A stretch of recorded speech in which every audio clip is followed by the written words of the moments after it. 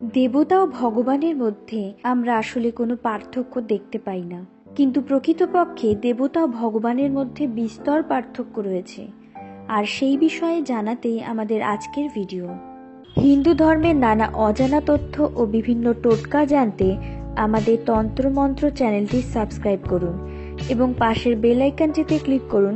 পরবর্তী নতুন video upload করা মাত্রই পৌঁছে যাবে আপনার কাছে। ভগবানের সাকার স্বরূপের উপাসনা করা সর্বোত্তম বা শ্রেষ্ঠ, কিন্তু সাকার স্বরূপের যারা উপাসনা করেন তাদের মধ্যে ভগবান সম্পর্কে বিভিন্ন প্রকার বিভ্রান্তি। সাধারণত হিন্দু সমাজে কিছু মানুষ দেবতা ও ভগবানের পার্থক্য জানে না। ইন্দ্র, চন্দ্র, বরুণ, শিব, দুর্গা, কালী প্রভৃতি দেবতাদের সঙ্গে বিষ্ণু, নারায়ণ, রাম, নৃসিংহ, বামন প্রভৃতি ভগবানের সমপর্যায়ভুক্ত বলে মনে করেন। এটি আমাদের জানা উচিত যে ভগবান ও দেবতাদের মধ্যে বিরাট পার্থক্য আছে। যেমন দেবতারা হচ্ছেন ভগবানের দ্বারা নিযুক্ত এ জড় জগতের বিভিন্ন কার্য সম্পাদনের নিয়ন্ত্রণকর্তা। যেভাবে অগ্নি নিয়ন্ত্রণ করেন, বরুণ দেব জলের নিয়ন্ত্রণ করেন, বায়ু দেবতা বায়ু নিয়ন্ত্রণ করেন, ঠিক তেমনি শাস্ত্র অনুসারে দেবতারা জীব তত্ত্ব। যে কোনো জীব ভগবান থেকে বিশেষ শক্তি প্রাপ্ত হয়ে দেবতাদের আসন গ্রহণ করতে পারেন, কিন্তু ভগবান জীবতত্ত্ব নন, তিনি হচ্ছেন বিষ্ণু তত্ত্ব। দেবতাদের আধিপত্য এই জড়জগতেই সীমাবদ্ধ, কিন্তু ভগবানের আধিপত্য বা ঐশ্বরত্বের প্রভাব জড় ও চিন্ময় জগৎ সর্বত্র ব্যাপ্ত।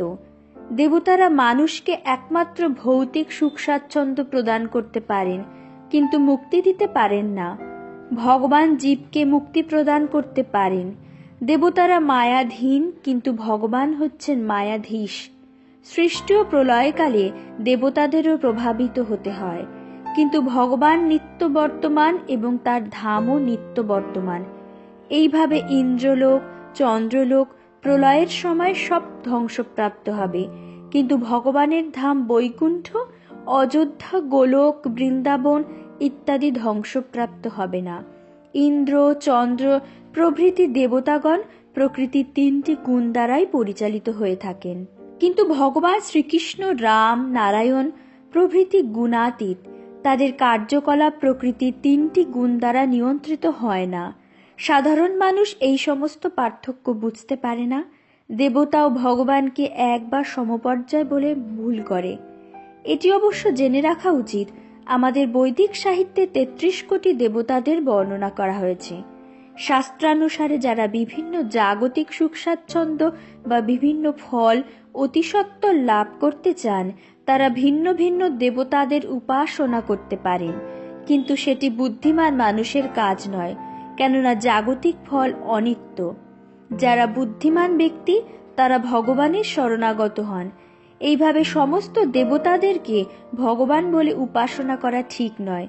তার সঙ্গে এটুকুও জানতে হবে যে দেবতাদের ভগবানের সমান না হলেও তারা ভগবানের অতি নির্জন। তারা পূজ্য, তাই দেবতাদের শ্রদ্ধা করা মানুষের কর্তব্য। দেবতাদের পূজা করা যেতে পারে, শ্রদ্ধা করা যেতে পারে, কিন্তু ভগবানকে ভক্তি করতে হয়। এভাবে মানুষের ভগবান ও দেবতাদের মধ্যে পার্থক্য জেনে শ্রদ্ধাযুক্ত হয়ে ভগবানের ভক্ত হওয়া কর্তব্য। তা না হলে দুর্লভ মনুষ্য জীবনের আসল লক্ষ্যে পৌঁছানো সম্ভব হবে না। হিন্দু ধর্মের নানা অজানা তথ্য ও বিভিন্ন টোটকা জানতে আমাদের তন্ত্রমন্ত্র চ্যানেলটি সাবস্ক্রাইব করুন এবং পাশের বেল আইকনটিতে ক্লিক করুন। পরবর্তী নতুন ভিডিও আপলোড করা মাত্রই পৌঁছে যাবে আপনার কাছে।